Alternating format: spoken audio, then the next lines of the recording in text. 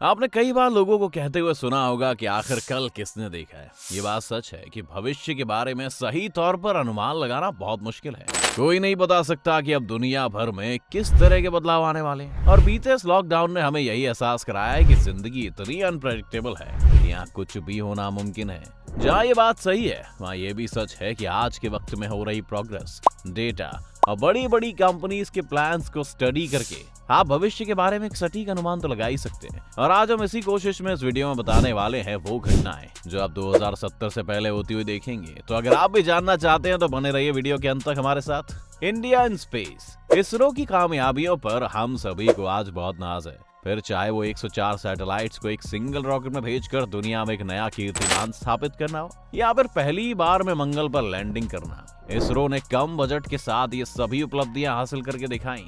लेकिन इसरो में एक कमी है, और वो ये है कि हम आज तक किसी इंसान को खुद स्पेस में नहीं भेज पाए और हमें हमेशा इसके लिए किसी दूसरे देश की मदद लेनी पड़ी। लेकिन अब सब कुछ बदलने वाला है। इसरो का ये अनुमान है कि साल 2023 तक भारत अपना पहला मैन्ड मिशन स्पेस में भेज देगा। लॉकडाउन की वजह से इसकी सटीक तारीख में थोड़ा सा फर्क आ सकता है, लेकिन भारत का पहला मैन्ड मिशन अब सिर्फ 3 या 4 साल में ही आपको देखने को मिलेगा। इस अभियान का नाम गगनयान रखा गया है और 10,000 करोड़ रुपए की लागत वाले इस अभियान का लक्ष्य 3 लोगों वाले एक स्पेस क्रू को 5 से 7 दिन तक स्पेस में ले जाकर वापस लाने का है। Rise of population and climate, एक अनुमान के मुताबिक दुनिया के सबसे ज्यादा जनसंख्या वाले देश चीन की जनसंख्या लगातार बूढ़ी होती जा रही है और उनकी वन चाइल्ड पॉलिसी के कारण उनकी पॉपुलेशन ग्रोथ में भी रुकावट आने वाली है, जिसका मतलब है कि भारत 2024 में ही चीन को जनसंख्या के मामले में पीछे छोड़ देगा। 2042 आते आते दुनिया की कुल जनसंख्या 9 बिलियन पहुंच जाएगी और भारत इस वक्त दुनिया का सबसे अधिक जनसंख्या वाला देश होगा। अगर ऐसा होता है तो भारत में गरीबी, बेरोजगारी और अन्य समस्याएं पैदा हो सकती हैं। इसके साथ ही कहते हैं इतने सारे लोगों की जरूरतें पूरी करने और उनके रहने के लिए जगह तलाशते तलाशते 2050 तक अमेज़न रेन फॉरेस्ट का लगभग आधा हिस्सा नष्ट हो जाएगा। साथ ही 50% से ज्यादा जनसंख्या के पास शायद पीने के लिए पानी भी नहीं होगा और दुनिया की 70% से ज्यादा आबादी इस वक्त शहरों में रह रही होगी। 2037 में माना जा रहा है कि क्लाइमेट चेंज के कारण आर्कटिक की सारी आइस पिघलकर आर्कटिक ओशियन में चली जाएगी, जिससे समुद्र का स्तर भी बढ़ सकता है। यूं तो इससे काफी नुकसान है, पर चीन को इससे निजी तौर पर यह फायदा है कि उनके लिए यूरोप से व्यापार का एक और समुद्री रास्ता भी इससे खुल सकता है। एलॉन मस्क, आने वाले कुछ साल पूरी तरह से एलॉन मस्क के होने वाले हैं। जहां भारत अभी स्पेस में जाने का प्लान कर रहा है, वहीं टेस्ला और स्पेसएक्स के मालिक एलॉन मस्क 2024 में एक स्पेस क्राफ्ट मंगल ग्रह की तरफ भेज सकते हैं। इस स्पेस क्राफ्ट में एलॉन लोगों के बजाय पहले कार्गो मंगल ग्रह तक भेजेंगे और अगर ये मिशन सक्सेसफुल हो जाता है तो 2026-2027 में एलॉन का मन मंगल की धरती पर पहला ह्यूमन क्रू भेजने का भी है। कार्गो भेजने से एलॉन मस्क ये टेस्ट करना चाहते हैं कि क्या बड़ी संख्या में लोगों को मार्स तक भेजा जा सकता है। साथ ही एलॉन मस्क का प्लान मार्स पर बस्तियां बसाने का है, जिसके लिए वहां पर बिल्डिंग मटेरियल से लेकर कंप्यूटर्स और न जाने किस किस तरह के उपकरणों की जरूरत पड़ेगी और इसके लिए बड़ी मात्रा में उन्हें धरती से ये सामान वहां भेजना पड़ेगा। इसके अलावा एलॉन मस्क के हिसाब से 2025 तक वो अपने न्यूरालिंक प्रोजेक्ट को भी पब्लिक के सामने ले आएंगे।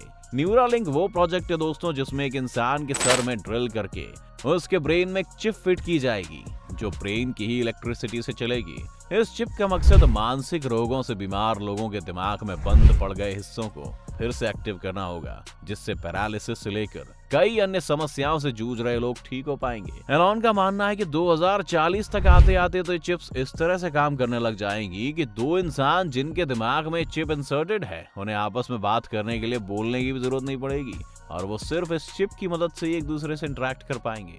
International space station and NASA, बहुत से लोग शायद ये बात ना जानते हो कि धरती के बाहर एक इंटरनेशनल स्पेस स्टेशन है जहां हर 6 महीने या साल भर में नए एस्ट्रोनॉट्स रहने जाते हैं और वो वहां से ही धरती को ऑब्जर्व करते हैं। साथ ही स्पेस में बहुत से एक्सपेरिमेंट्स को भी अंजाम देते हैं। 1998 में लॉन्च हुए इंटरनेशनल स्पेस स्टेशन या ISS को 2024 में डिकमीशन किया जा सकता है। आईएसएस को फंड करने का ज्यादातर जिम्मा यूएस और रूस का था, लेकिन हाल के कुछ सालों में इंटरनेशनल दबाव के कारण रूस की इकोनॉमी को काफी नुकसान हुआ है, जिस वजह से ज्यादातर भार यूएस पर आ गया है। इसलिए इस प्रोग्राम को ही बंद करने की बात चल रही है। कुछ साइंटिस्ट का कहना है कि हो सकता है इसे डिकमीशन करने के फैसले को शायद 2028 तक डिले कर दिया जाए, लेकिन अब इंटरनेशनल स्पेस स्टेशन का बंद होना लगभग तय है। लेकिन इसका ये मतलब नहीं है कि नासा बाकी चीजें प्लान नहीं कर रहा है। नासा ने 2030 तक अपना खुद का मैन्ड मिशन मार्स के लिए प्लान किया हुआ है और वो निरंतर इस तैयारी में लगे हुए हैं। साथ ही 2036 वो साल होगा दोस्तों जहां पहली बार नासा 2 स्पेस रोवर्स को हमारे सोलर सिस्टम से बाहर हमारे ही सबसे नजदीकी तारे अल्फा सेंटुआरी की तरफ भेज सकता है। यहाँ के हैबिटेबल जोन में एक ऐसा प्लैनेट भी है जहाँ जीवन के मिलने की संभावना है, पर इस रोवर के वहां पहुंचने में 20 साल का वक्त लगेगा। तो वहां एलियंस की पुष्टि करने के लिए हमें 2056 तक रुकना पड़ सकता है। Electric vehicles and clean energy. दोस्तों, ये अंदेशा लगाया जा रहा है कि अगर नए तेल के कुएं हमें नहीं मिलते हैं तो 2050 तक धरती के सभी फॉसिल फ्यूल खत्म हो जाएंगे। फिर ना गाड़ी चलाने के लिए तेल होगा, ना बिजली बनाने के लिए फॉसिल फ्यूल। इसलिए आप देखेंगे कि 2070 आते आते हम पूरी तरह से इलेक्ट्रिक व्हीकल्स पर शिफ्ट हो जाएंगे और आपको पेट्रोल पंप से ज्यादा चार्जिंग स्टेशंस दुनिया में देखने को मिलेंगे। इसके अलावा हर तरफ स्मार्ट हाईवेज बनाने की भी बात चल रही है, जिन पर गाड़ी चलते चलते खुद ही चार्ज हो सकती है, उसे कहीं भी रुकने की जरूरत नहीं है। एनर्जी के सेक्टर में आप देखेंगे कि 2070 तक हम सोलर और विंड एनर्जी से तो बिजली बना ही रहे होंगे, लेकिन हमारी ज्यादातर बिजली न्यूक्लियर पावर प्लांट से आएगी।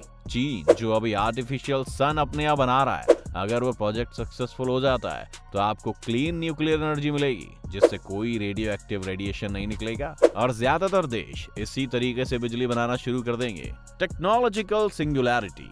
2045 साल आपको थोड़ा सा डरा सकता है। कहते हैं कि ये साल टेक्नोलॉजिकल सिंगुलैरिटी का होगा, यानी 2045 तक टेक्नोलॉजी इतनी ज्यादा जटिल हो जाएगी कि किसी भी इंसान के लिए इसे समझ पाना मुश्किल हो जाएगा। ये निश्चित तौर पर वो युग भी हो सकता है जब एआई आखिरकार इंसानों को हर क्षेत्र में डोमिनेट करने लगेगी और इंसानों का उनके सामने कोई मुकाबला नहीं रह जाएगा। इसके तर्क ये भी है कि 2045 तक सभी इंसान अपने अंदर किसी न किसी तरह के टेक्नोलॉजिकल इम्प्लांट्स कराते रहेंगे, जिससे मशीनों के साथ साथ हम भी समांतर गति से विकसित होते रहेंगे। तो ये बातें सुनकर क्या आप भविष्य के लिए एक्साइटेड हैं या आपको धरती की चिंता होने लगी है? आप भविष्य को कैसे देखते हैं हमें कमेंट्स में लिखकर जरूर बताएं। साथ ही अगर ये वीडियो आपको पसंद आया हो तो वीडियो को लाइक करें और ज्यादा से ज्यादा चैनल को सब्सक्राइब करना भी ना भूलें।